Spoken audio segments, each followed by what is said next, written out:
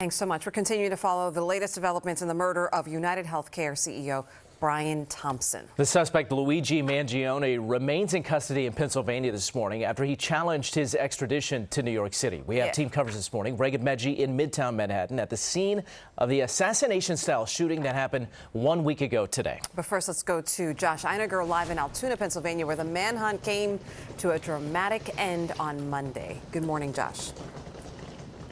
Good morning to you, Shirlene and Mike, from around 300 miles west of New York, where people are waking up to this same intense rain and the realization that the storm of attention won't be letting up anytime soon, with Luigi Mangione fighting extradition back to New York.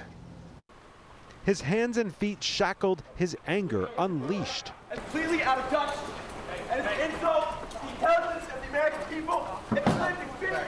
Luigi Mangione raged his way into a small county courthouse, his attorney vowing the 26-year-old would fight extradition back to New York. Listen, I haven't seen any evidence that says that he's the shooter. But prosecutors maintain there's a mountain of evidence to support Mangione's charges out of Manhattan, where last Wednesday morning the NYPD says he's the man who stalked and executed United Healthcare CEO Brian Thompson on a sidewalk in Midtown. And we're working, with the New York City Police Department and Manhattan DA's office, and we're going to get the defendant up there so they can prosecute him on their charges. For 5 days across Pennsylvania, Mangione lived on the lam, masking his face until Monday morning when he dropped his mask to eat a hash brown at this Altoona McDonald's. My one friend thought he looked like the shooter. He probably heard us. Cops arrived and found him with a ghost gun, the fake ID the shooter used to check into this youth hostel, and 3 handwritten pages blasting the healthcare industry and United Healthcare in particular. These parasites, it read, simply had it coming. And I simply can't imagine the last few years with any other group of guys. Thank you. By all accounts, Mangione lived a comfortable, upwardly mobile life, valedictorian of his prep school class, masters from Penn, a severe spinal injury seemingly derailing it all. He posted on social media an x-ray of his spine, speaking of back pain, sciatica, brain fog. It was very difficult to have physical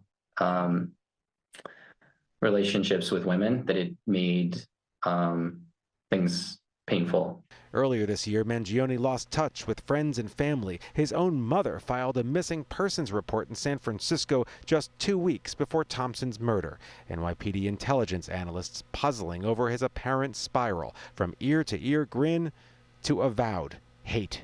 Whenever an incident of this high prominence takes place, our work is to get ahead of any resonance and, in particular, any copycat activity that it may inspire.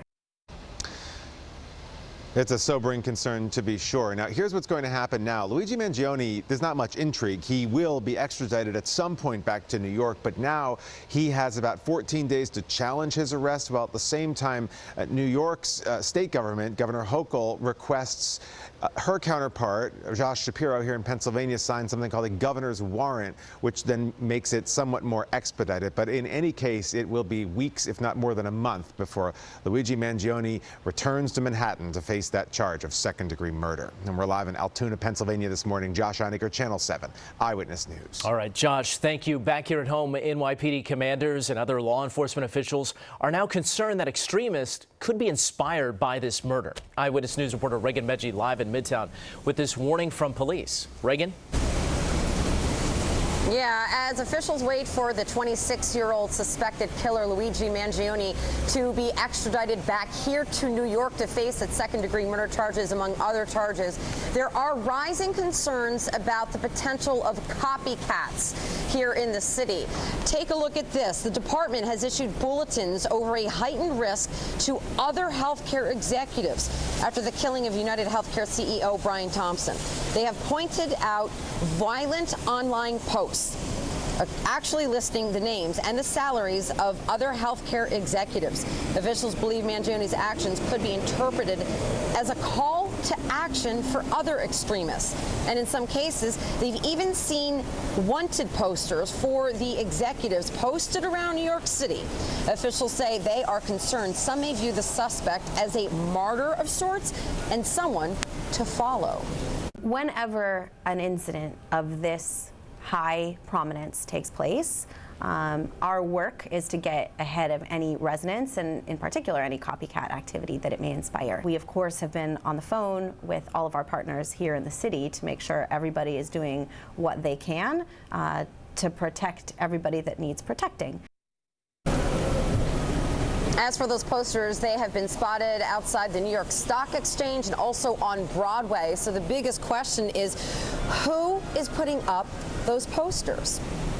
We're live here in Midtown. Raegan Medgie, Channel 7, Eyewitness News. Raegan, thank you. Stay with Eyewitness News and ABC News as we follow this murder investigation. Coming up on GMA, an interview with Mangione's attorney, Thomas Dickey. That is still ahead this morning at 7 o'clock.